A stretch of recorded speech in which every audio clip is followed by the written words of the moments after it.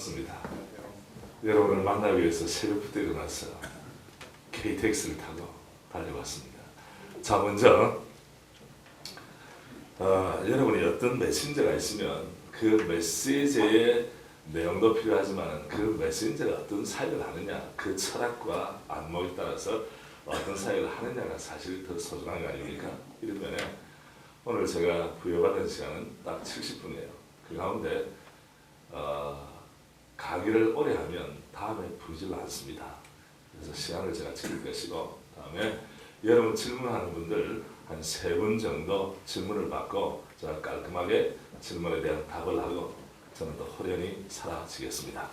그래서 여러분 기쁜 마음으로 이 시간을 맞아주시고, 또 일찍 오신 믿음의 가족들, 또 우리 동역자들 정말 사랑합니다. 먼저 데피니션 해드리죠. 여기 젊은 목회자라고 했는데 여기 늙은 분들은 나가주시기를 바랍니다. 스스로. 왜냐하면 늙었다는 것은 변화의 가능성이 거의 전무하다는 것을 말합니다. 그렇잖아요. 그러면 젊었다는 것은 무엇을 말합니까? 나이는 숫자일 뿐인데 나이를 말합니까? 그건 아닐 거예요. 또 최근에 안수받은 연수를 따지면 최근에 안수받은 분들 한 5년 한 그것도 의미가 아닐 거예요. 저는 주의 뜻대로 목양하기를 원하는 심정, 그 마음, 열정, 비전이 있는 분들이 젊은 목회자라고 생각합니다. 동의하십니까? 사람이 늙으면 말이죠, 요령을 피우고 제대 말년의 병장은 침상에서 뒹굴뒹굴합니다. 왜? 시간 죽이기입니다. 여러분과 저는 시간을 살리기 위해서 이 자리에 왔습니다. 내게 부여된 시간은 한계가 있어요. 여러분, 한 세대가 오면 한 세대가 갑니다. 이걸 바꾸고 말하면 한 세대가 가면 한 세대가 옵니다. 내 세대에 다 할 수 없어요. 저의 멘토이신 한국교회 위대한 스승이며 목회자이신 오카르 목사님, 어떤 면에서는 그분이 한국교회를 위해서 더 하고 싶은 일이 얼마나 많았겠습니까? 마지막 눈을 감으실 때 주님, 한국교회를 주의 손에 올려드립니다. 그렇게 할 때 얼마나 후회되는 부분, 얼마나 간절한 부분, 얼마나 탄식한 부분이 많았겠습니까? 그런데 주님께서는 옥 목사님 부르셨어요.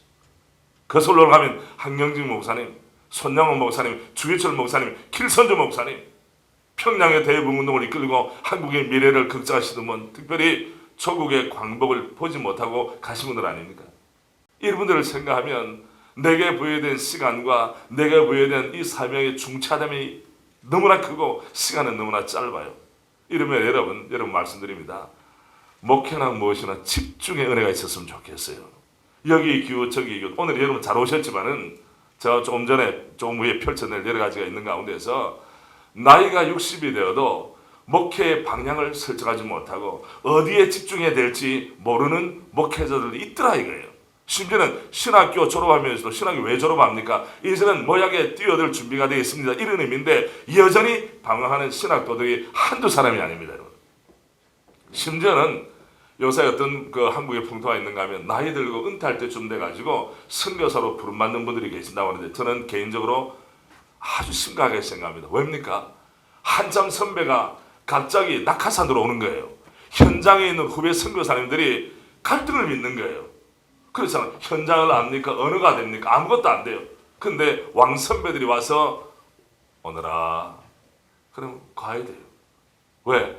이분들은 총회라든지 이 기관에 다 수장들, 인사권을 가진 사람 친구입니다. 하니까 소문이 잘못 들어가면 아주 곤란한 일을 겪습니다. 그러니 현장의 경험이 부재하죠. 건강도 부족하죠. 그런데 자기 나름대로의 철저한 고집이 있죠. 이분들이 선교 현장에 가서 어떤 일을 합니까? 그래서 저는 종종 저 개인적으로 그렇다고 여러분의 아시는 분 가운데서 나의 같은 그 열정을 가지고 선교 현장에 가신 분들을 뭐라고 탓하기보다는 왜 이렇게 되었을까? 주께서는 한 지역의 로컬 처치의 목회자로 수십 년을 사용하다가 리엔지니어링이 필요해서 그 사람을 현장에 보냅니까? 그럼 여러분 현장에 보내는 분들은 패기 있고 열정이 있고 꿈이 있는 사람들이 가서 해도 될똥말똥한데 나이 많이 들어가지고 이제는 말이죠 힘이 다 떨어진 분들 가서 선교 현장을 새로 불을 붙이겠습니까 여러분? 따라합시다. 이해가 되지 않는다. 우리가 이해가 안 되면 주님도 이해가 안 될 겁니다. 잘. 이래서 우리 대한민국에 하나님 주신 축복이 많지만 너무 사람을 따라요. 우리가 법치, 말씀의 통치를 받아야 될 텐데 인치, 사람에 따라 견해가 너무 달라집니다. 이런 면을 저는 좀 객관적으로 좀 말씀드리고 여러분의 견해를 듣기를 원하는데요. 사실 저도 배우기를 원하는데요. 먼저 자, 여러분에게 저희 교회 추보회를 안 가져오려고 그러다 사실 이것은 오늘 제가 오후에 오래전부터 침신대 신대원에 가서 제가 그 장로교 목사로서 초청을 받았어요. 그래 거기 인도를 하는데 한 3시부터 5시까지. 그래서 이 모임이 있을 때 제가 극구 사양했어요. 처음에는.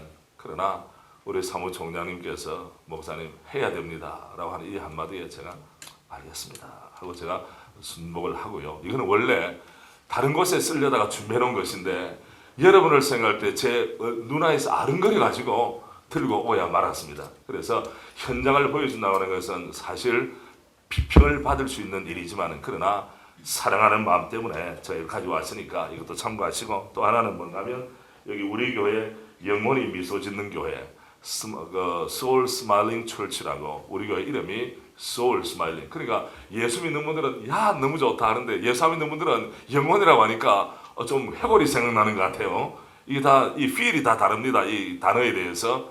그래서 그런 분들이 계신데 어쨌든 우리 교회 부제는 영혼이 미소 짓는 교회가 되기를 정말 저는 원하는 마음을 가지고 그렇게 우리 교회 소개지가 있거든요. 이거 나눠드려도 되겠습니까? 허락입니까? 예. 노회에 가면 간식을 하나 낼 때도 간식이 나왔습니다. 허락입니까? 해야 목사님 허락이요 그럼 나거든요. 이거 안 됩니다. 그러면 제가 못 나눌 텐데 허락이 됐으니까 제가 이것을 우선 나누도록 하겠습니다. 그러면 자 한번 도와주시겠습니까? 예. 목사님 이쪽 저쪽 나눠주세요. 그럼 늦게 오시는 분들도 은혜를 베풉시다. 예.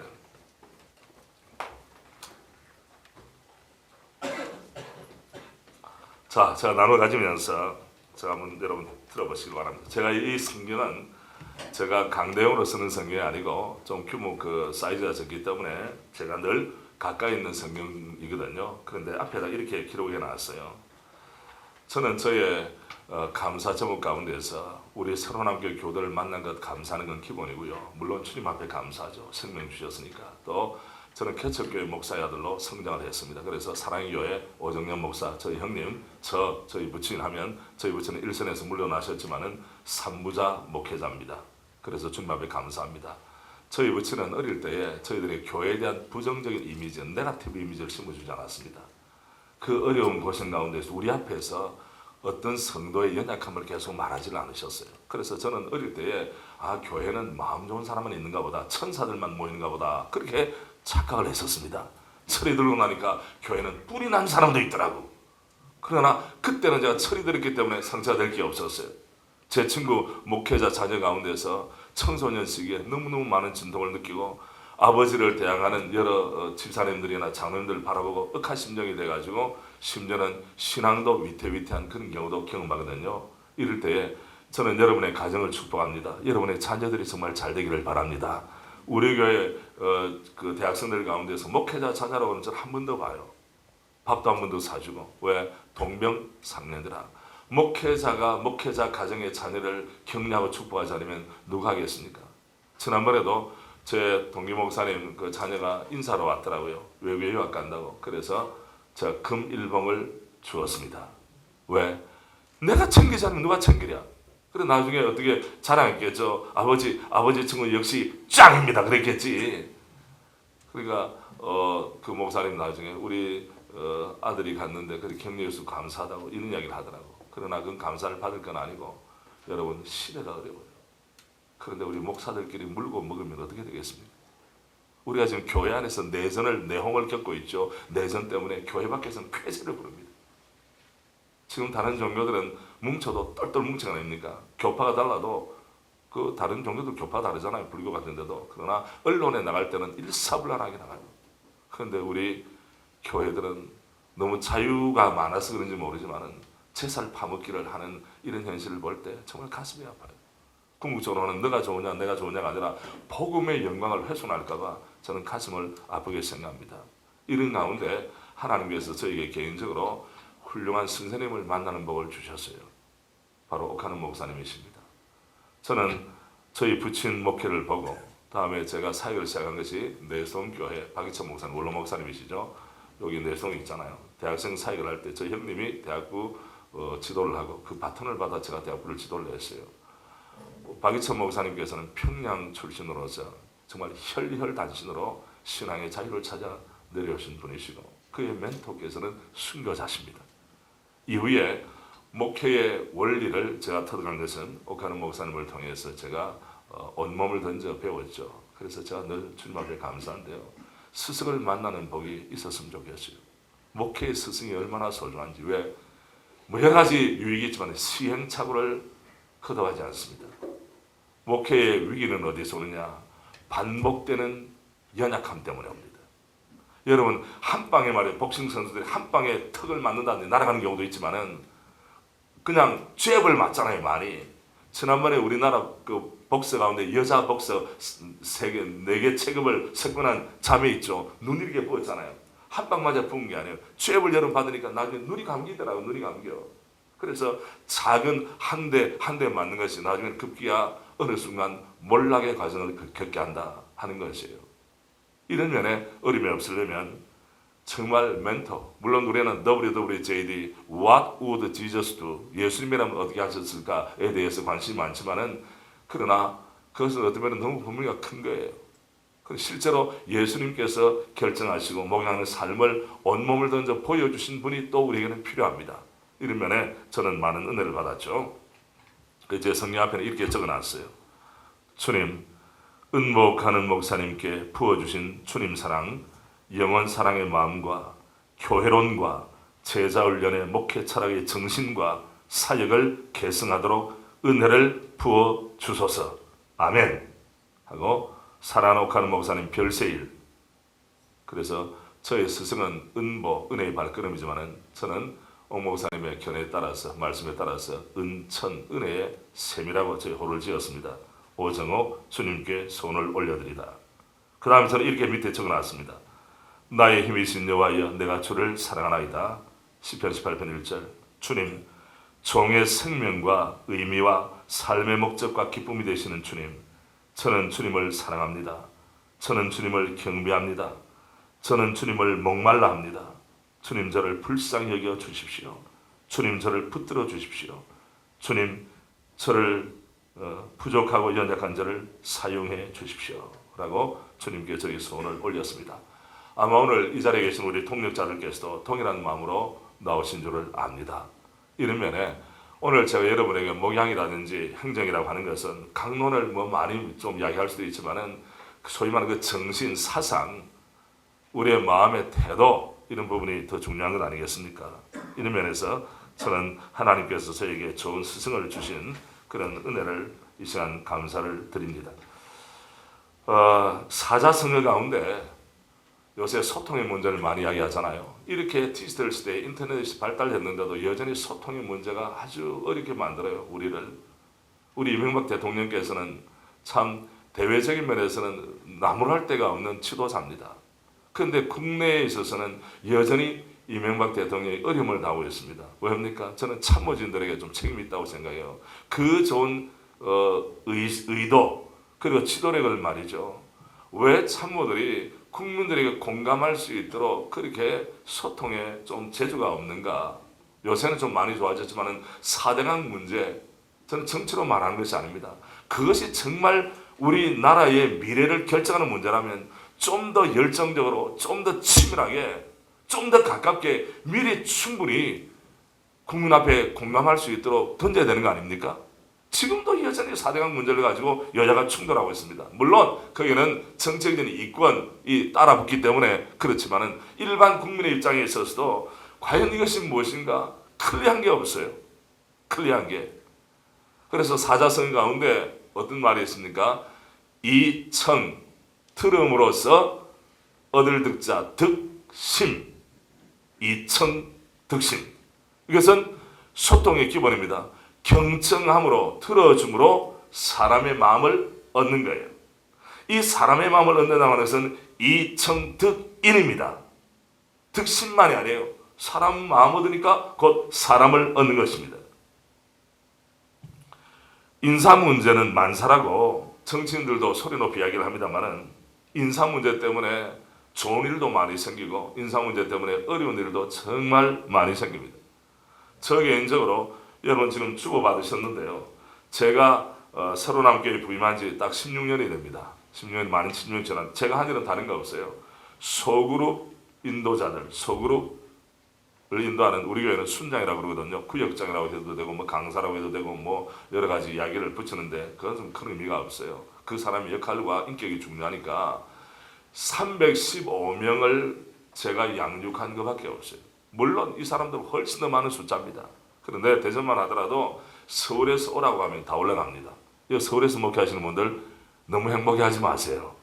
여러분의 교회, 여러분 부목사님이나 다른 목사님이든지 서울에 올라온 분들은 다 거쳐서 올라왔지 하루아침에 올라온 분들은 계시지는 않습니다. 우리 교회 똘똘한 아이들 수능고사 이번 목요일 아닙니까? 우리 교회 기대주들이 어디가 있느냐? 모교회에 가 있습니다. 모교회. 이 모교회가 어디냐? 동생 목회하던 교회에서 형님 목회하던 교회로 가는 것 자연스럽지 않느냐? 이런 여론에 따라 모교회에 가 있습니다. 그러니까 서울에서 대학부 사에 가는 분들은 자기가 썸바디인 줄 알아요. 어림이 없어요, 여러분. 여기에서 가다듬고 준비된 사람이 그의 학력의 신장이라든지 꿈을 펼치기 위해서 서울에 있는 대학에 오니까 어떡합니까? 서울에 있는 교회를 다녀야 되지 않겠습니까? 물론 그것도 하나님의 큰 섭리와 그림 가운데서 진행되는 것이지만 그럴 때에 서울에 있는 사역자들이 좀 착각을 안 했으면 좋겠다 하는 마음이 사실 지방에 있는 목사로서 들기도 합니다. 그러나 마음이 또 있죠. 일단 올라가시면 이 아이들 잘 양육해서 쓸모있는 자들 만들었으면 좋겠습니다 하는 그런 마음이거든요. 자, 여러분 여기 줄을 펴보십시오. 펴보시면 자, 여러분이 우리가 사역자들은 남이 못 보는 것을 보는 그런 눈을 가지고 계시죠. 특징이 뭐라고 생각하세요? 이 주보의 특징을 몇 가지 찾아보십시오. 어떤 분이 그러더라고요. 칼라다 그러는데 요새 칼라 없는 주보가 어디 있습니까? 그거는 관찰이 아닙니다. 어떤 부분을 강조했을까요? 제가 목회하는 핵심이 뭐겠습니까? 예? 다락방이죠. 소그룹입니다. 이 소그룹은 설교 잘해야 되는 것도 아니고 이 소그룹은 무브먼트 하거나 이벤트를 잘해야 되는 게 아닙니다. 소그룹은 한 사람에 대한 소위 원맨 비전을 가지고 한 사람 한 사람을 세우는 그것을 꼭 제자훈련이라고 하는 명칭을 붙이지 않는다 할지라도 훈련 사역을 통해서 맺어진 열매가 바로 소그룹 리더예요. 이들을 통해 맺어진 것이 바로 우리 구역에 대한 일인데 일반적으로 구역이라고 그러죠. 또 다른 특징을 여러분 찾으시겠습니까?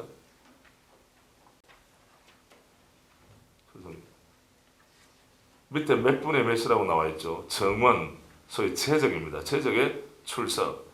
저는 최적을 소중히 여기지 않는 건 아니지만 그러나 그보다 출석을 대단히 소중히 여깁니다. 자, 여러분 보시는 것 가운데서 하나 지금 아마 벌써 발견한 분이 계실 텐데요. 5페이지 5면에 여이교구 보십시오. 여이교구 최적이 몇 명입니까? 58명에 출석이 몇 명입니까? 55명입니다. 괜찮죠? 6면도로 넘어가서 여오교구 보시면 최적은 몇 명입니까? 39명인데 출석은 몇 명입니까? 43명. 그런데 이 숫자, 더 많은 숫자는 뭐예요? 잠재 성도겠죠. 그냥 교회로 바로 오지는 못하지만 소그룹에 참여함으로 이제 점점 마음을 열고 있는 사람, 때가 되면 우리 교회 등록교인이 되겠죠. 예를 든다면 다음에 여교구에 보면 37명인데 38명 출석했습니다. 다음에 여팔교구에 보면 41명인데 43명 출석했습니다. 다음에 여구교구에 보면 40명인데 38명 뭐 이런 식으로 해서 지금이 가을 행락철인 것을 감안하면 이 출석 숫자는 결코 적은 숫자가 아니다라는 겁니다. 여러분 이런 면에서 저는 외향적인 것보다 바깥의 평가가 화려한 것, 외환 예민인 것보다는 내실 있는 알맹이 있는 목회를 하기를 저는 결단하고 오늘 그런 마음을 가지고 달려왔습니다. 여러분을 축복합니다. 우리 동역자 여러분, 여러분 바깥에서 보는 것보다 훨씬 더 내실 있고 알맹이 있는 사역을 이루시기를 바랍니다. 그렇게 하려면 보이지 않는 에너지가 많이 들어요. 여기저기 기웃거리고 참여가 되는 것이 아니에요. 에너지를 평신도 지도자들, 훈련된 성도를 세우는 일에 집중해야 됩니다. 행정이 무엇입니까? 행정 따로 목양 따로가 아니잖아요. 한 사람이 주님의 제자로 올바로 서고 쓰임을 받고 그가 은사를 개발해서 교회의 기둥한 인물로 쓰임받는 일에 집중할 수 있도록, 투입될 수 있도록, 사각지대가 없도록 도와준 것이 행정이에요. 행정은 뭐 도장 찍는 것, 다음에 순서를 스피드하게 해서 어떤 의사결정이 빨리 되는 것, 그것도 필요한 것이지만 궁극적으로 뭡니까? 사람을 그리스도화 시키는데 사람을 세우는 일, 거기에 따르는 모든 물적인 것, 인적인 자원을 총합을 가지고 도와주는 것, 그게 바로 행정이에요. 행정 따로 목양 따로, 이거는 이원론 체제가 결코 아닌 것입니다. 왜 예수님께서 12명의 제자를 만드셨겠어요? 120명도 아닙니다. 물론 기도는 전체 그룹은 120명이었지만 12명은 상호 interpersonal relationship, 상호 관계작용이 가장 역동적으로 일어나는 것이 거의 12명까지다 하는 것이죠. 그렇잖아요. 이 소그룹의 원리가 적용되는 겁니다. 그래서 주님께서도 뭘 하셨습니까? 그 가운데 가룟유다지만 어쨌든 돈 맡은 사람, 다음에 대표성을 가진 베드로, 그리고 이너 그룹 가운데 3명, 베드로와 요한과 야고보, 이 인적인 배치를 하는 거죠. 왜입니까? 주님의 의도가 가장 잘 그 그룹에 침투되기 위하여. 바로 그게. 그리고 500여 형제가 있는 가운데 주님께서는 승천하시면서 친히 말씀하셨습니다. 그러면 너희는 가서 모든 족속으로 제자를 삼아 아버지 아들과 성령 이름으로 세례를 주라. 볼지어다 내가 세상 끝날까지 너희와 항상 함께 있으리라. 주님이 약속해 주셨어요. 이런 면에서 오늘 저는 제 개인적인 경험도 있지만은 여러분이 보시는 대로 우리 교회가 지향하고 있는 바가 무엇인가 하는 것을 여러분 보여드렸어요. 동시에 칠면을 보시면 일반 교회에서 하지 않는 일들을 합니다. 위에 희망 아카데미라고 하는 것은 노년부 희망부거든요. 보통은 연세 든 분들은 따로 취급을 하죠. 우리 그렇게 하지 않습니다. 이분들을 존중합니다. 왠가 하면 연세가 드신 분들은 팔다리에 힘은 없지만은 입술의 은사가 계세요. 기도의 은사가 입술의 은사입니다. 동시에 마음에 들면 칭찬을 합니다. 침 튀기듯이. 마음에 안 들면 뭐합니까? 계속 부정적인 견해를 만들어냅니다. 그래서 이분들은 전략적으로 존중해드려야 돼요. 우리 교도 실제로 그렇게 하고, 소그룹도 말이죠. 적어도 100명이 정원인데 81명이 출석했으니까 80%가 출석하는 것은 괜찮은 거죠. 좀 반응을 보여주시면 사랑받는데요. 반응을. 네? 그리고 그뿐 아니에요. 우리 교회는 청년부가 2부서가 있어요. 나이로 잘랐습니다. 32까지가 제2청년부, 1청년부는 33부터 왜? 승천을 해야 되니까 33부터 40까지 잘랐어요. 요 사이는 은사가, 독신의 은사를 또 강조하는 분위기가 되다 보니까 또 재정 경제 능력이 있으니까 우리 언니 가운데서도 참 왕언니들이 여러분 계십니다. 이거 직접 이야기하기는 좀 곤란하지만 그게 사회 현상이에요. 이런 분들을 좀 잘 격려해서 교회 역동성 있는 그릇으로 만들기 위해서는 존중해 줘야 돼요. 그래서 그냥 어른들 중심으로만 하는 게 아니라 청년부에도 우리는 관심을 가지고 있다 하는 것의 메시지예요. 사실 간접적인 메시지죠. 왜? 추호를 받아보면서 아 우리가 있구나, 자기 이름이 들어있는 거 아닙니까? 순장들은 청년부도 순장이라고 그러거든요. 동시에 대학부 1부 2부도 있습니다. 대학 1부 2부. 여러분 어느 정도 성장한 교회치고 대학생들 그룹에 이름을 넣어주는 교회가 있습니까? 이것은 제가 대학생 사역에 대해서 남다른 열정과 마음을 가지고 있기 때문입니다.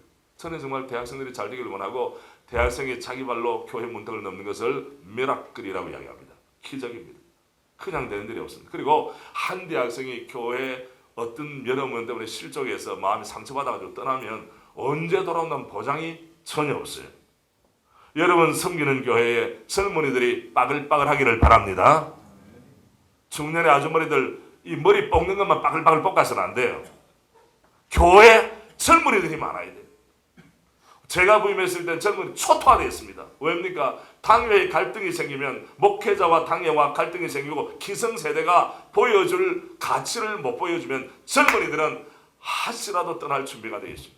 저는 내성교회 대학부 지도했죠. 사랑교회도 제가 대학부를 지도한 경험이 있는데 지방에 내니까 대학생들이 초토화가 된 거예요. 모이지를 않습니다. 특별히 교회가 문제가 생겨가지고 제가 부임하기 전에 여러 문제가 발생해서 젊은이 떠났어요. 그래서 제가 세임마다가 주님 천천만만의 젊은이들을 은혜로 주시옵소서. 하나님께서 은혜를 주셔가지고 여러 웬만한 교회 청년대학교가 같이 있습니다. 그런데 이 경기 수도권을 벗어나가지고 한강 이남에 저 부산이라든지 이건 대도시지만은 수영로 교회 외에는 수영로 교회나 호산나 교회는 전 잘 모르겠고요. 외에는 우리 교회 대학부 청년부가 제일 많이 모입니다. 제일 많이 모인다는 것은 뭘 말하느냐? 숫자를 말하는 것이 아니라 한 영혼 한 영혼이 얼마나 소중한지 몰라요. 그래서 하나님께서 은혜 주셔가지고 우리 대학생들이 이렇게 열심히 하거든요. 그 대학생들 아이들 이름도 순장들이면 이름을 다 해놨어요. 왜? 너희들도 우리의 사랑과 애정과 관심의 대상이다. 이 공동체를 함께 이끌어간다. 그러나 뚜껑을 열어보면 젊은이들이 우리 교회에 다 머무른다는 보장이 없어요. 그렇지 않습니까? 서울로 직장 찾아가고 결혼해서 미국 가기도 하고 영국 가기도 하고 독일로 가는데 한 가지 저는 소원이 있어요. 하나님, 우리 새로남 교회 대학부와 청년부를 통하는 이 젊은이들은 나중에 결혼해서 어디 가든지 직장 통해서 어디 가든지 이 아이들이 뭐 빛골 광주로 가든지 부산에 가든지 달구벌 대구로 가든지 아니면 서울에 있든지 어느 교회에 가든지 이 젊은이들이 자라나서 그 지역 교회의 기둥 같은 인물들이 될 줄로 믿습니다. 저는 이 마음을 가지고 양육을 해요. 그리고 어떤 면에서는 좀 손해 같은 느낌이 들어요. 왜? 대학 1부에도 목사님을 모시고 대학 2부에도 목사님을 모시고 교구 담당하는 목사님하고 똑같이 예우를 합니다. 숫자와 상관이 없어요. 청년부도 마찬가지. 그래서 대학 1부, 2부, 청년 1부, 2부에는 목사님이 몇 분입니까? 당연히 4분이 되시죠. 여러분, 목사님 4분을 같이 모시는 일이 적지 않습니다. 그분에 대한 예우를 해야 되는 거 아닙니까? 그럼에도 이것은 가치 있는 일인 거예요. 사실 이 젊은이들이 개인적으로 돈을 버는 거 아니고 쓰는 입장 아니겠어요? 교회 내에서도. 그럴 때 단기 선교 간다 그러면 우리는 반을 냅니다. 단기 선교. 그리고 어떤 면에서는 단기 선교 많이 지원하면 교회 예산이 많이 들어가지만은 주님도 이 일을 하시고 한국교회의 미래를 위해서 거룩한 투자를 하면 얼마나 좋겠는가. 이 마음을 가지고 하니까 하나님께서 더 많은 젊은이들을 보내주십니다. 초보에 보시면 보세요. 지금은 제가 요 부분에 보면 젊은이들 좀 나왔는데 평소보다 이거보다 훨씬 더 많이 나와요. 지금 심지어는 뭐 학기 되면 말이죠 몇십 명씩 나올 때도 있어요. 지방에서는 서울에 계시는 분들은 아이고 이 정도에 당연하지 않느냐. 아니에요 여러분. 지방에는 젊은이들이 등록환율이 아주 낮습니다. 그런데 하나님은 은혜죠. 왜 제가 이 말씀을 드립니까? 내가 목양하는 것이나 행하는 모든 것이 이미 주님 앞에는 오픈이 되어 있다는 거예요. 주님은 보고 계시고 알고 계십니다. 그래서 하나님의 A라고 하는 자녀를 양육을 시키실 때 어느 교회 어떤 목회자에게 배치를 하면 그가 나의 제자답게 나의 백성답게 나의 아들 딸답게 영적으로 깨어있고 훈련 받을 수가 있겠느냐. 그래서 저는 주님께서 사람들을 보내신다고 생각해요. 물론 그는 하나님의 뜻을 따라서 우리의 사람들의 전도라든지 그 relationship, evangelism, lifestyle evangelism, 다음에 선포하는 것, 뭐 다음에 뭐 총동 전도주일이라든지 이렇게 합니다. 우리 교회는 총동 전도 안 해요. 안 하지만 어쨌든 사람들을 불러올 때 하나님의 거룩한 뜻과 인간의 순종을 통해서 사람들이 주 앞에 나올 거 아닙니까 여러분. 이런 면에 우리 교회는 세대 간의 갈등이라든지 격차를 두지는 않습니다. 같이 더불어 합니다. 혹시 우리 교회 오신 분들이 계실지 모르지만 우리 교회는 건물이 크게 2개 중간에 브릿지가 있습니다. 그 브릿지를 생명의 다리라고 하는데요. 이쪽에는 메인 센츄리가 있고 이쪽에는 10층짜리 소위 비전 센터 교육관이 있어요. 그 규모가 이쪽하고 비슷합니다. 왜냐하면 예배 드리는 공간도 필요하지만 교육과 훈련의 공간이 얼마나 필요하냐 해서 교회 건축을 할 때도 아예 목회의 철학을 담았기 때문입니다. 다음에 저 오늘 그 교환을 가지고 가기 전에 또 한 가지 말씀드리죠. 여러분 우리 여전사님도 이 자리에 몇 분 계시는데요. 남자 우리 교육사님들이 말씀드립니다. 여러분들의 사모에 대해서 존중해 주십시오. 그러면 아니 뭐 오 목사님은 뭐 사모를 얼마나 존중하길래 우리 집안 사정도 모르면서 사모를 존중하라고 하느냐 하는 그런 그 좀 뉘앙스를 가지고 저를 볼지 모르지만은 어떤 면에서는 사모들의 판단력과 영성이 목회자보다 뛰어납니다. 단 강단에만 안 섰을 뿐이지. 제가 여러분에게 마음 있는 말씀을 드립니다. 여러분들이 나중에 담임 목사님, 여기 담임 목사님들 많이 계십니까? 여러분이 의사결정권자가 되면 여러분을 특별히 도전하는 사람 외에는 어드바이스를 하잖아요. 속에 있는 이야기를 하지 않습니다. 누가 마지막에 주의 심령을 대변해서 아니 되옵니다. 여보 안 됩니다 라고 말할 수 있습니다. 당회에 참석할 때 장로님이 저에 대해서 목사님 안 됩니다 라고 말하겠습니까? 어려워요. 누가 민심을 읽고 누가 주님의 마음을 알고 누가 목양자의 원 자세, 오리지널 하트, 원 자세를 가지고 정말 충정어리게 목회자에 대해서 이것은 제거해 주세요, 이것은 안 됩니다라고 마지막에 성서목수 부여잡고 말할 수 있는 사람 누굽니까? 아무도 없어요. 이런 면에서 물론 이 시대에 우리 사모님들의 또 견해도 다른 분들이 계세요. 너무 단순하고 자기 남편이 죄인 줄 아는데 그 어림없는 겁니다. 남편보다 훌륭한 목회자들 너무 많아요. 그러나 사모들이 보는 그 눈이 감기는 안목도 있지만은 그러나 일반적으로는 그래도 남편을 위해서, 교회를 위해서, 목양을 위해서 많이 애쓰다 보니까 사모님들이 제1야당 당수 역할을 하지 않으면 교회의 목회가 파행이 됩니다. 이런 면에서 여러분 오늘 가서 뭐 들었느냐 그러면 대전에 있는 오목사 와서 당신을 존중해 주라고 하더라. 그러면 저는 사모 모임의 강사로 부름을 받게 될 겁니다. 여러분 사모들의 눈에서 눈물을 빼지 마세요. 결혼해가지고 이 남자하고 결혼하면 빌리그레암의 메시지가 나올 줄 알았는데 어린 반포너치도 없어요.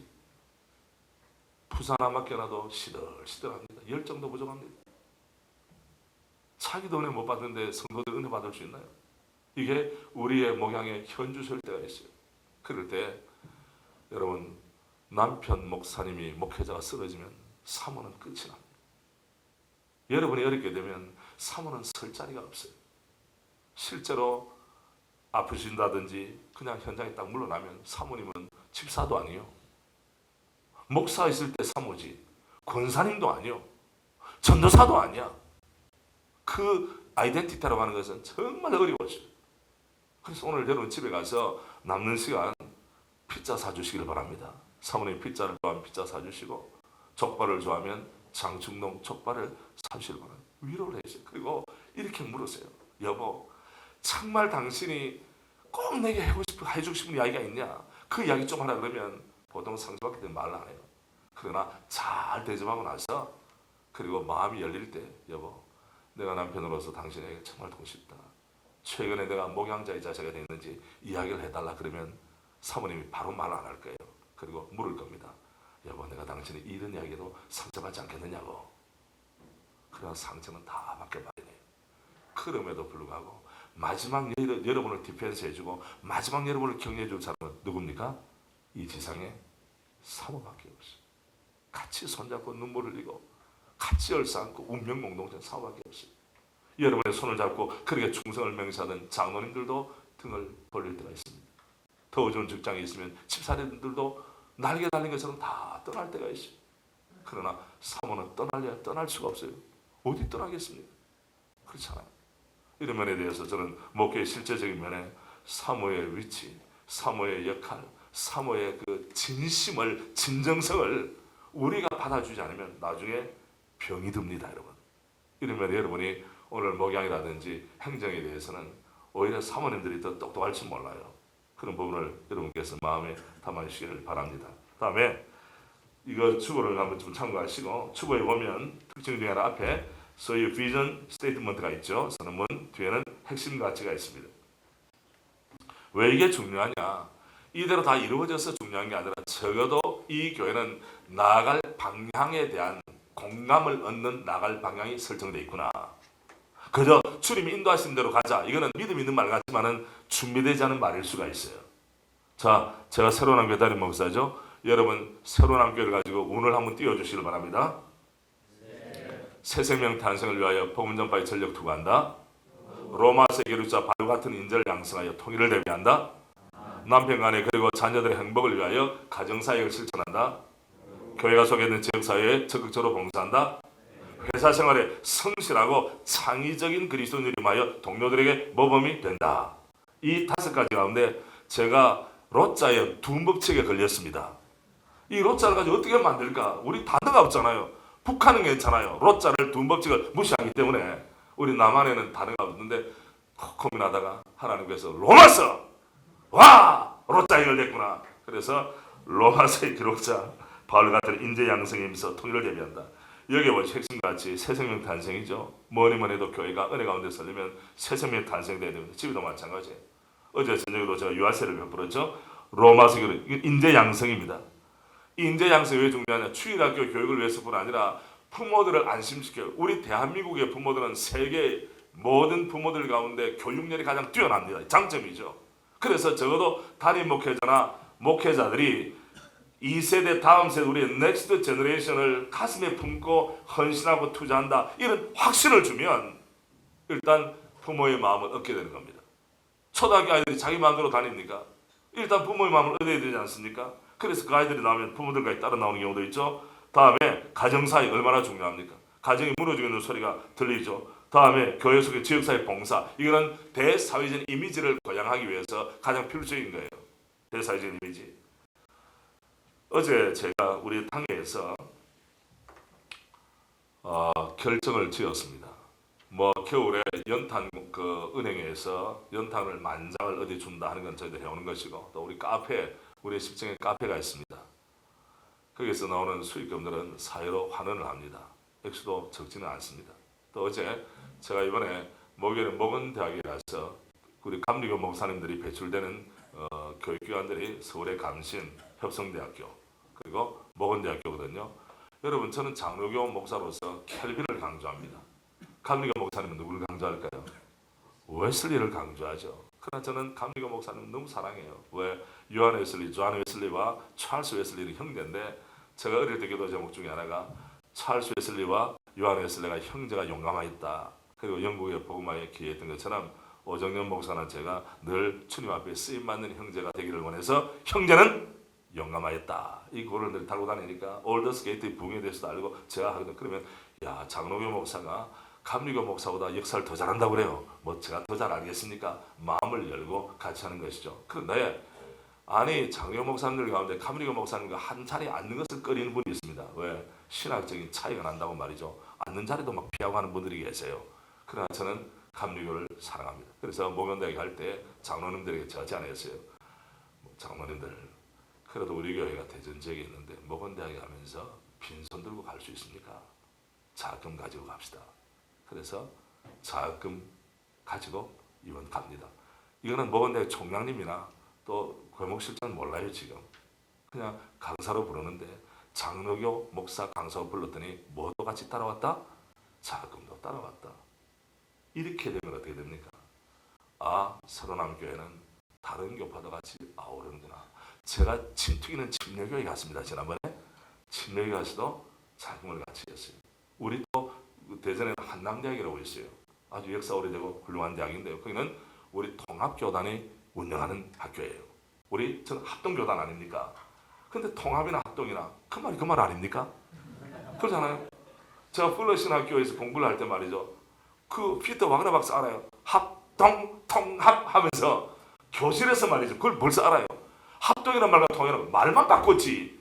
똑같은 의미예요. 그래서 우리 한남대학교가 잘 되는 것은 대전이 잘 되는 것이고, 대전이 잘 되는 것은 우리 교회가 기빨 일이다. 그래서 자금을 가지고 가니까 제가 한남대학교에 가면 제가 우리 교수님들 저를 너무 반겨주세요. 왜? 한남대학교 교수들 가운데 우리 교회 집사님들도 계시죠. 또 아이들 가운데서 여러 학생들이 나오거든요. 그럼 얼마나 좋아요. 마음을 열어야 돼요.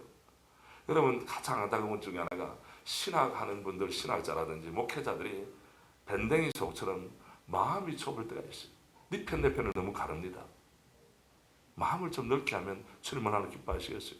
주님의 기쁨이 있는 곳에 내 기쁨이 있고, 주님의 아픔이 있는 곳에 목회자의 아픔이 있는 거 아닙니까? 그렇습니까, 여러분? 그렇다면 단순하게 단지역교회 목회자로서 목양자로서만이 아니라 이제 나는 한국교회 목양자이다, 교만하는 의미가 아니라 섬기는 자세, 종의 자세를 가지고 한다면 주님 얼마나 기뻐하시겠느냐. 그래서 제가 여기 있는 대로 핵심 가치 중에 하나가 지역사회를 품고 함께 간다. 말만 가지고 되는 것이 아닙니다. 작년에 저희들이 바자회도 하고 카페에서 나온 수익금을 가지고 고등학생들 가운데 밥을 잘 못 먹고 다니는 청소년이 있다. 고등학생들.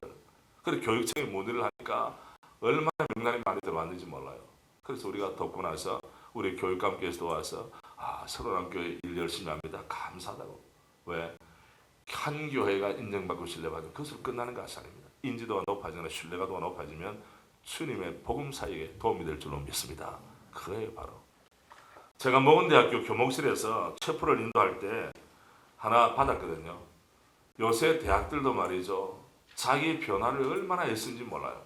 그 가운데 강사로 오시는 분들에게 부탁드립니다 하고 저에게 유인물을 보냈습니다. 이 부분을 한 부분을 여러분에게 소개하겠습니다.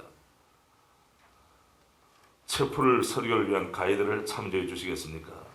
채플 설교는 일반 교회와는 전혀 다른 선교 현장에서의 설교입니다.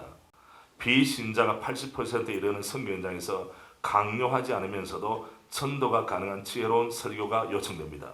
기독교에 대한 비신자 학생들의 부정적인 인식이나 거부감을 줄이면서 보다 친숙하게 주제를 전달하기 위해 다음과 같은 몇 가지 점을 부탁드립니다. 첫째, 비신자 학생들이 잘 이해할 수 있는 말은 이해할 수 없는 말은 삼가거나 다른 용어로 표현해 주시기를 바랍니다. 둘째, 학생들을 강요하거나 제압하려는 말은 삼가 주시기 바랍니다. 예를 든다면 여러분 아침부터 왜 그렇게 힘이 없어 보여요? 젊은이들이라면 패기 있게 똑바로 앉아 들으세요. 이런 말 안 해준다고 했다는 거예요. 세 번째, 설교자 자신 가정교회에 대한 지나친 자랑은 삼가 주시기를 바랍니다. 제 아들 누구는 지금 명문 무슨 대학교에서 장학금까지 받으면서 다니고 있습니다. 뭐 이런 이야기, 왜 비교를 유발해서 메시지에 대해서 들어보기 전에 마음을 닫아버리게 하는 것. 그래서 제가 이 모건대학 교목실이 그래도 나름대로 발버둥을 치는구나. 여러분 캠퍼스 선교 얼마나 어렵습니까?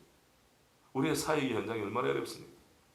제가 청주대 신대원에서 우리 후배들을 가르치지만은 제가 좀 눈물이 날 때가 있어요. 그래도 지금까지는 목회자의 권위를 인정해 줍니다. 이제 10년, 20년만 되면 말이죠. 서거가 돼가지고 시대가 달라집니다. 목회자이기 때문에 가지는 권위는 기대할 수 없습니다. 그의 삶의 실제를 통해 보여주는 것만이 그들의 마음에 감동의 반문을 치를 겁니다. 그러니까 소명받은 시기가 다르죠. 열정이 다르죠. 지식이 다르죠. 용량이 달라요. 그렇게 사역 현장에 뛰어들어가서 15년, 20년 후에 한국교회를 견인할 수가 있을 것인가? 정말 각성하지 않으면 개인적으로 한국교회에 참 눈물겨운 시대가 지금도 전개되고 있지만 엄청나게 빠른 속도로 전개될 것이 아닌가 하는 그런 아픈 마음을 여러분 가집니다. 그런 마음을 가지고 제가 하나 지금 유인물 하나 주시죠. 제가 제 걸 드렸기 때문에 유인물 하나. 예. 감사합니다. 예, 고맙습니다. 제가 돌려드릴게요. 다시. 여기 지금 시간 다 못하면 제가 중간에 그걸 하죠. 제가 지금 보여드린 시간이 지금 몇 분까지입니까? 정확하게? 말씀해주시고 11시 30분 40분까지입니까? 예, 하다 뭐 또 안 되면 다음에 또 하면 되죠. 말씀 마세요. 여기에 지금 프롤로그 가운데 제가 제목을 사람을 품고 시대를 통찰하는 목회자. 사람을 품는다는 것은 우리를 세우신 목적이 소울 위너, 영혼을 얻는 자로 주님이 세우시고, 시대를 통찰하는다는 것은 커뮤니케이션입니다. 프롤로그, 좋은 교육자의 정의를 여러분 알겠지만 남자 교육자는 뭡니까? 남자 교육자는 여교육자로부터 신뢰받는 교육자가 좋은 남자 교육자입니다. 저는 지금 뜬구름 잡는 이야기를 하지 않겠습니다. 여교육자는 비교식을 통해 싸움하지 않는 교육자가 좋은 여교육자입니다. 여러분 여기 여전사님들 계시지만은 제가 여전사님에게 부탁합니다. 싸우지 마세요. 여전사 혼자일 때는 안 싸워요. 두 사람, 세 사람만 생기면 싸워요. 이 시대에 참 어려움입니다. 그리고 남자 교육자들은 자기의 소위 상황을 파악을 잘 못하잖아요. 누가 파악하고 있느냐? 여전도사님들이 남자 교육자들을 꿰뚫어보고 있습니다. 단지 말만 하지 않을 뿐입니다. 신방을 덤벙덤벙 하는지, 기도 시간에는 어떻게 보내는지, 부부 사이는 어떤지 여전도사님들이 아예 본능적으로 알고 있어요. 그래서 남자 교육자들이 정말 목회 도움을 받기 위해서는 여전사님에게 밥 사주면서 말씀하옵소서 듣겠나이다.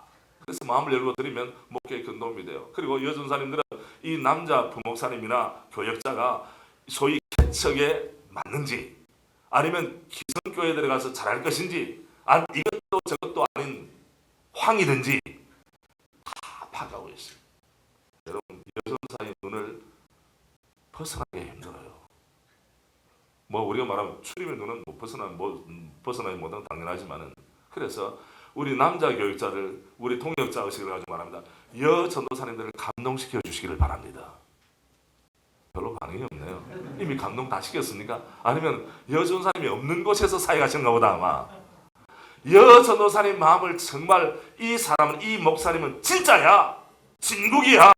그렇게 여 전도사님에게 정말 마음의 신뢰를 받으면 그분의 목회는 열립니다.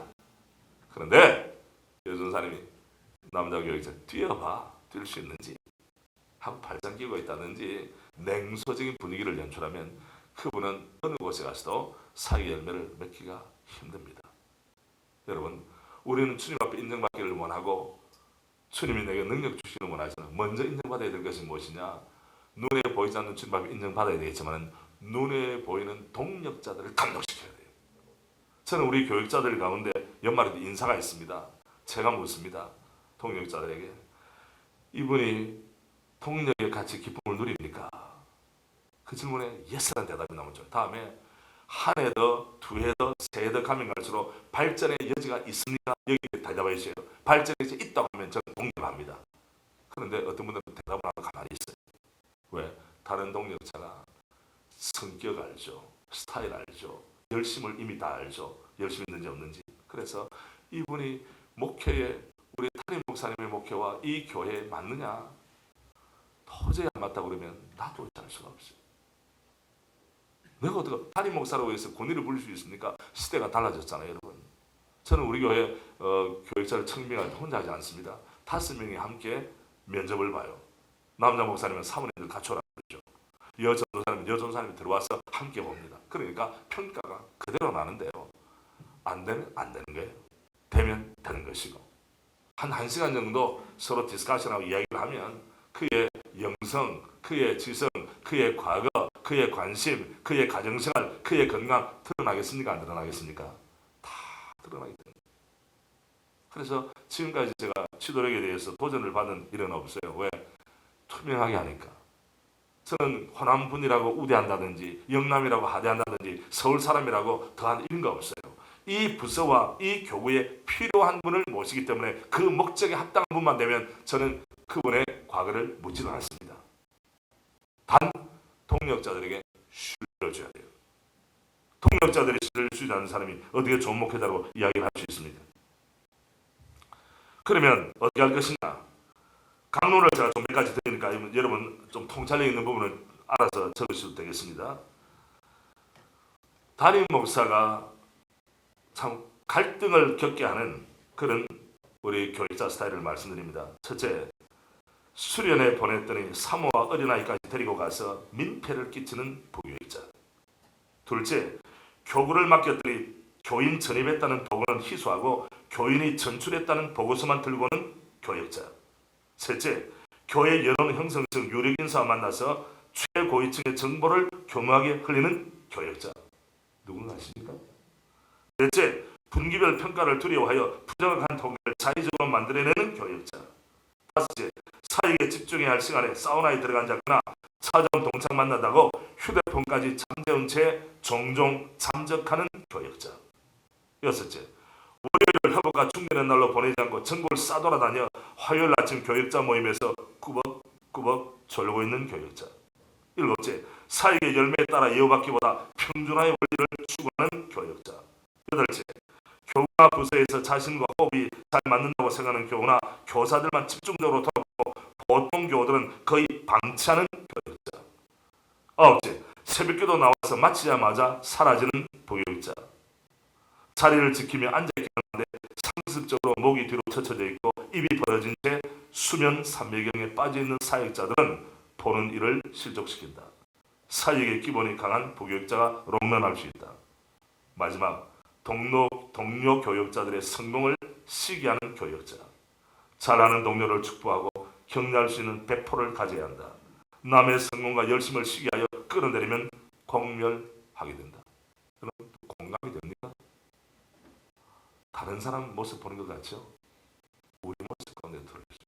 또 하나, 참 목회에 대해서 하나님이 길을 열어주시고자 할 뿐 아니라 동력자들이나 담임 목사에게 신뢰를 주는 우리 교육자들이 있습니다. 첫째, 맡겨진 부서와 교훈을 손금 보듯 환히 꿰고 있는 사역자.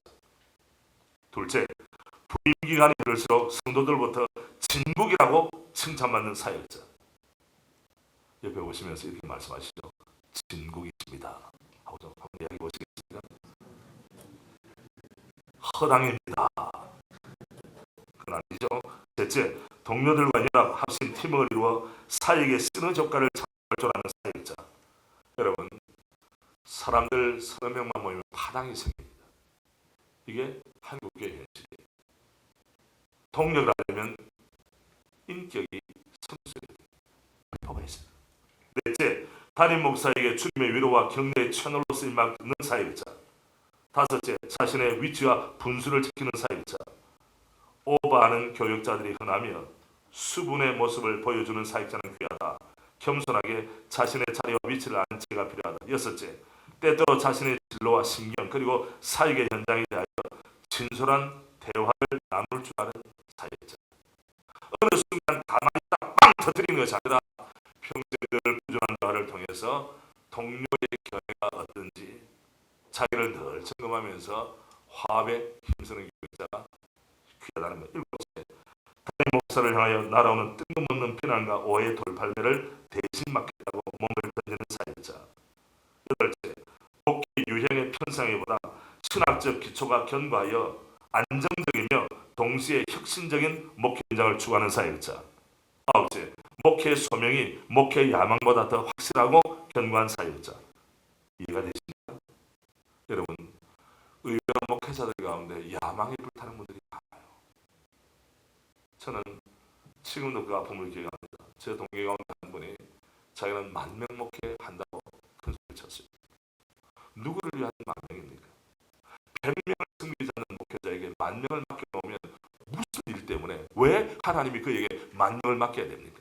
오히려 정직하게 주님, 나는 한 영혼이라도 올바로 돌볼 수 없사오니 주여 저에게 참목자의 마음을 주십시오 라고 기도하는 것이 더 정직한 기도 아니겠습니까?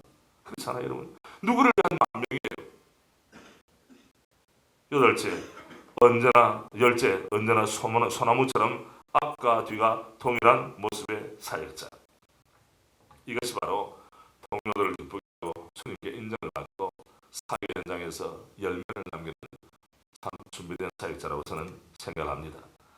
한국교회 3허, 저의 멘토께서 말씀하신 것인데요.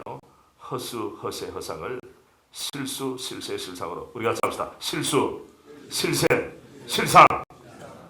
이렇게 되려면 치료 목회에서 예방 목회로, 넓이의 목회에서 깊이 목회로, 보호 목회에서 훈련 목회로. 이거는 저 어디서 보고한 거 아닙니다. 용어는 비슷할지 모르지만 제가 경험하는 모든 것을 동원해서 넓이의 목회에서 깊이가 내려가면 넓이는 따라옵니다, 여러분. 치유 목회, 치료 목회에서 예방 목회가 되게 됩니다. 왜? 치료하다가 돌아다니면 말이죠, 힘들어요. 에너지가 그냥 치료하다 보면 계속 쫓아다니기 때문에 목회에 원하는 방향으로 나갈 수가 없어요. 뿐만 아닙니다. 보호 목회에서 교회 안에서 그냥 봉사하고 그냥 사역대 잘하고 직분자로 사는 것 잘하고 그것은 아닙니다. 지금은 훈련시켜서 교회 안에 있는 모습이 가정이나 일터에서도 동일하게 파워풀하게 나타날 수 있도록 그렇게 하면 훈련의 과정을 거쳐야만 안 돼요. 저는 대전 사람입니다. 논산에 뭐가 있습니까? 옛날에는 논산훈련소라고 그랬는데 지금은 육군훈련소라고 이름이 바뀌었습니다. 왜 육군교육소라고 말하지 않습니까? 왜 훈련소라고 말합니까? 교육이라고 하는 지식의 전달이면 끝입니다. 훈련은 안 될 사람을 불러다가 직접 몸 동작을 익혀서 몸에 체질화시켜서 적과 소화가 될 때 승리를 창출할 수 있는 강한 문사를 만드는 것입니다. 그래서는 우리 교회에서는 교육이라는 용어가 거의 들리잖아요. 훈련은 체질화를 합니다. 제가 논산훈련소, 육군훈련소에 훈련을 받을 때 저희 조교가 25m에서 0점 조준했잖아요. 자기가 피우던 담배를 마저 딱 앞에 놓고 방아쇠를 당기니까 담배 끝이 딱 날아가더라고. 여러분 보셨죠? 공이 그래서 실전을 그래서 조교의 연구는 뭐 훈련도 겪은 내용이 있는 게 아니고 한 번을 보여줄 때는 확실하게 보여주면 훈련생들이 탄생이 바라는 게 아닙니까? 한 번을 보여줘도 역전의 노장이면 칼을 한번 뺐으면 말이죠. 함을 주두면 다른 사람들에게 감동이 있으면 거 아니겠어요? 실제로 하더라고요. 여러분, 우리의 목회 현장은 실사구시 현장이 돼야 됩니다. 영적인 분별력과 시대를 분별하는 겁니다. 그래서 이전에는 성령 운동을 가지고 했는데 성령 운동은 기독 역사 2000년을 관통하는 겁니다만 성령 운동의 양식이 어떻게 되느냐? 메모드 집회를 통해서 할 수도 있고 다음에 은사 집회를 통해서 할 수 있고 성령 대망회를 통해서 할 수 있지만 요새는 어떻게 합니까? 인격적인 변화를 갈구하는 훈련이 돼야 돼요. 성령 역사함이. 그래서 사람들이 이제는 말을 알아보는 게 아닙니다. 사도 바울이 말이죠. 고린도교에 있는 사람들에게 그 사람의 말을 알아볼 것이 아니라 내가 가면 그 사람이 뭘 알아본다고요? 능력. 이 능력이란 말은 뭐 안수하고 병 낫게 하고 이 능력뿐 아니라 뭡니까? 삶의 능력입니다. 그리스도와 되는 능력이에요. Christ likeness. 이 바로 참된 능력이에요. 여러분에게 제가 오랫동안 고민했던 것을 한마디로 정리해드립니다. 성령론은 반드시 기독론으로 열매 맺어야 됩니다. 그러나 지금 우리나라에서는 성령론을 따로 취급하는 일이 많았습니다. 여러분 성령 대망이라는 말은 위험한 말입니다. 한편으로. 뭡니까? 성령 대망의 결과가 그리스도의 체질로 변화되어 있는 거 아닙니까? 그가 오시면 나를 증가할 것이요. 그래서 그리스도화 되지 않으면 반드시 중간에 이물질이 끼게 되는 거예요. 그래서 성령은 반드시 기독론으로 결론져야 되고 열매를 맺어야 합니다. 만약에 성령론을 강조하는 교회가 그리스도를 닮은 모습이 부족하다면 성령론 잘못하는 거예요. 성령의 은사를 강조할 것이 아니라 우리는 성령의 은혜, 열매를 강조해야 됩니다. 왜? 성령의 은사는 각각이지만 성령의 열매와 성령의 은혜는 필수적으로 우리 모든 사역자들과 성도들이 누려야 되기 때문입니다.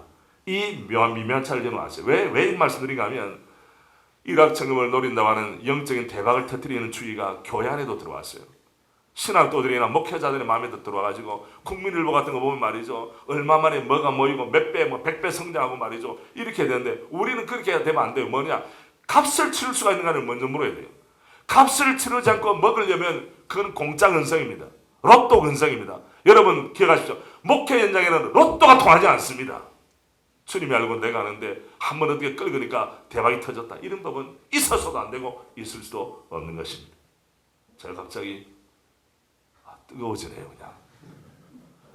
이전에 토론토 브레싱이라고 해가지고 엄청나게 갔어요. 5, 6년 전에. 기억납니까? 지금은 토론토 브레싱 말도 들어갔어요. 없어요. 신학이 유행을 따라 신앙하면 안 됩니다. 우리는 사도의 교훈과 그 전통과 사역을 계승한 사람들입니다. 그래서 우리는 Back to the Bible 다시 한번 말씀 원리로 돌아야 되겠죠. 서본의 실천 보시고 여기에 군기를 다룬다는 기본입니다. 군기, 무기를 다루는 것이고 항우를 정제해야 한다. 이건 뭡니까? 호흡을 맞추는데 목회자들 가운데 일반적으로 성격적인 면에 MBTI라든지 디스크를 하면 말이죠. 튀는 스타일이 너무 많아요. 물론 그런 그 스타일이 있기 때문에 주님의 소명도 받았겠죠. 그러나 지금 이 시대는 튀면 잘립니다. 성도들과 함께 동력자와 함께 하모나이즈 할 수 있는 원만한 인격을 원합니다. 원만한 인격. Undivided loyalty. 두 마음을 품지 않는다. 이거는 나누어지지 않는 충성을 말하죠. 싸움을 잘한다. 넘어가시길 바랍니다. 넘어가시길 바라고 사회 현장에서 로마서 5번 상호 감동을 창출하라. 첫째, 동료 목회자의 관계, 교우들과의 관계, 주어진 사역의 기회의 도약돼 수동적인 사역자의 사역을 탈피하라. 사역의 능동성을 개발하라. 여러분 의외로 수동적인 사역자들이 너무 많아요. 일이 터지고 나면 그게 불을 끄러 다니는 사람은 많지만은 불이 붙게 하기 위해서 애를 쓰게 하는 분들은 생각보다 적다는 거예요. 그리고 이번에 정도 목회할 것을 결단하라. 이 말은 사역의 첫 단추를 잘 채우라. 여기에 상당히 중요한 것이 하나님의 인도함을 받는 은혜입니다. 우리가 하나님의 인도함이라고 해서 대토목공사를 일으키거나 여러분 한편으로 어떤 분들은 이래요. 주의 인도하심이라고 그 교회를 떠났더니 또 주의 인도하심이라고 그 교회로 다시 왔어요. 이게 주의 인도하심입니까? 그래서 신학교 시절에 제가 강조하는 것 중에 하나가 하나님의 인도하심이 뭐냐를 객관적으로 평가를 받아야 돼요. 일반적으로는 내적인 성령의 감동과 말씀과 객관적인 말씀과 상황이 일직선상에 서면 하나님의 뜻이라고 말하잖아요. 그러나 하나님의 뜻을 아는 것은 때로는 더 복잡합니다. 그리고 그 뜻이 당장 알려지지 않고 5년, 10년 후에 더 확정이 되는 부분도 있어요. 중요한 것은 뭐예요? 하나님의 뜻이 확정되기 전까지는 움직이는 것을 신중하게 고려해야 합니다. 하나님의 뜻이라고 해서 빵빠레 울리고 다 하고 나서 나중에 돌아서려면 성도도 힘들어하고 사역자 자신도 너무 힘들어하는 경우가 있어요. 그래서 여러분 생활 가운데 하나님의 인도하심을 받고 있는가? 물론 많은 경우에 위임된 하나님의 뜻이 있습니다. 여러분 오늘 아침에 뭘 잡수고 오셨어요? 시리얼 드셨습니까? 아니면 밥을 드셨습니까? 설렁탕을 드셨습니까? 그건 위임된 뜻이에요. 그러나 어떤 사람이 주님 내가 아침에 무엇을 먹어야 됩니까? 라고 기도하는 분이 있다면 그분은 정신을 감정해야 됩니다. 왜? 성령께서 이렇게 말할까요? 얘야 먹고 싶은 건 먹어라. 그러나 늘 앞에 앉아서 주여 나에게 환상을 보이서 통닭이 지나가면 닭이 한 마리 지나가면 통닭을 뭐라는 뜻인가 보다. 이거는 기독교 신비주의도 아니고 이건 아무것도 아니에요. 그렇게 목회의 요행수를 바라거나 자기를 신비한 어떤 능력이 있는 것처럼 꾸미는 그 사람들이 우리 시대에 너무 많다고 하는 거예요. 그래서 우리는 기독교 보면 초상식입니다, 여러분. 그러나 몰상식이 아닙니다. 잘 이해하십시오. 우리의 기독교 보면 상식을 초월한 부분이 하나님의 기적 은혜가 있죠. 상위선에 연약한 자를 강하시는 뜻이 놀랍지 않습니까? 세상에는 잘난 사람들만 중심하잖아요. 그러나 몰상식은 아닌데 어떤 사람은 몰상식한 일을 버려놓고 이게 성령의 은혜라고 더 씌우는 동력자가 있다면 서로 망하는 것입니다. 얼마 전에 천안함 사태가 생겼을 때 은혜교단의 교단장과 한기총에서 그 천안함을 다시 보수해서 국민들이 성금을 내가지고 배를 만들자고 이런 광고 보신 일이 있습니까? 그 사람들 헌금했나요? 누가 그렇게 일을 하라고 했습니까? 누가 천안함을 재건조하라고 이야기를 했습니까? 한번 해보는 소리. 아무 일도 일어나지 않았다. 왜? 성도들에게 물어본 일도 없고 성도들의 중지를 모아본 일도 없고 하나님의 뜻이 어디 있습니까? 물어본 일이 저는 없다고 생각해요. 왜? 지금 열매가 없으니까. 하나님이 하시는 일은 열매로 말해야 될 줄로 믿습니다. 말만 광고를 했다고 제 뜻이 아니에요. 심지어는 어떤 사람 국민일보에 위협적인 광고를 내더라고. 이 광고를 보는 마음이 감동된 사람은 구자 넘버를 적어놓고 여기로 돈을 보낼지어다. 내가 정신병자라고 그랬어요. 이런 황당한 일들이 주의 이름을 빙자해서 한국교회를 유린한다면 우리는 그것을 막아야 될 줄로 믿습니다. 가장 건전하고 가장 상식적이면서도 주의 인도함에 충만한 것이 바로 사역자의 삶이 되어야 되지 않겠습니까? 다른 그 내용들은 여러분 보고 참고하시기를 바랍니다. 질문 있으면 질문하시죠. 질문. 특별한 이유가 있는지 장단점이 좀 있을 것 같은데요. 지금 좀 설명해 주시고 하나는 더 뒤에 보니까 그 화요일 날 오전 9시에 교육자 훈련이 있더라고요. 네. 어떤 내용을 하시는지. 예. 첫 번째 질문에 대해서는 지금 시대가 달라졌습니다. 여러분 지금 그 특색을 보셨으면 알지만 우리 교회는 남자 순장들 숫자가 여자 순장들보다 더 많습니다. 지금 대한민국의 교회 아픔은 40대 중년 사회에서 가장 활동할 수 있는 사람, 역량이 있는 사람들을 그냥 건너뛰는 거예요. 그래서 보통 소위 구역에 모이면 여성들 중심으로 모이잖아요. 그 체제를 개편하지 않으면 교회가 힘을 잃어버리게 됩니다. 그래서 우리 교회는 제자훈련할 때도 남자 성도들을 훈련시켜서 지도자로 세우는 거예요. 그리고 이 남자분들이 남자와 여자를 같이 끌 수 있거든요. 남자는 남자도 끌고 부부를 끌 수 있지만은 어느 대한민국의 남자가 여자가 인도하는 구역에 가겠습니까? 아직까지 그런 문화가 아니에요. 이런 면에서 우리 교회 하나님이 주신 은혜 중에 하나가 남자 평신도 지도자가 많다는 사실이에요. 저는 이것을 계속 지켜갑니다. 왜? 교회가 너무 때로는 여성화되어 있어요. 심지어는 수요일 예배를 가는 데도 보면 남자분들은 많이 없고 전부 다 권사님들이나 여집사님 중심으로 이루어지거든요. 여러분 빌라 하이블스는 말했잖아요. 난 바빠서 기도합니다 그랬잖아요. 그러면 남자들은 은퇴하고 나서 힘 빠지고 세상에서 모든 것 거리 다 떨어질 때 그때 돌아와서 빈손들과 배와 십자가를 붙드네. 그는 우리가 죄인으로 주차 앞에 갈 때 하는 말이지 그 귀한 종교할 때 다 놓쳐버리면 목회의 누수현상입니다. 저는 그런 생각을 하거든요. 그래서 남자들 강조한 열매가 바로 그렇게 나타났고 남자들 우리 교역자들 시간에는 사역과 인격의 기초를 다루는 거예요. 지금은 뭘 다루느냐? 제가 청신대 신학대학원에서 넥스트 철치라고 하는 에디 깁스라고 하는 분이 교수입니다. 플러시나 교수가 쓴 책을 제가 텍스트북으로 다루는데 제가 보니까 너무 좋아요. 그래서 우리 교회 교역자들이도 읽히고 독후감을 서로 써야 합니다. 그리고 제가 담임 목사로서 매주 화요일마다 한다는 의미는 아니에요. 나도 바쁠 때가 있으니까. 그런데 우리 교역자로서의 기본적인 품격, 사역의 원리들을 계속 쉬어야죠. 예, 그렇게 채워집니다. 이것으로 제가 강의를 마칩니다. 감사합니다.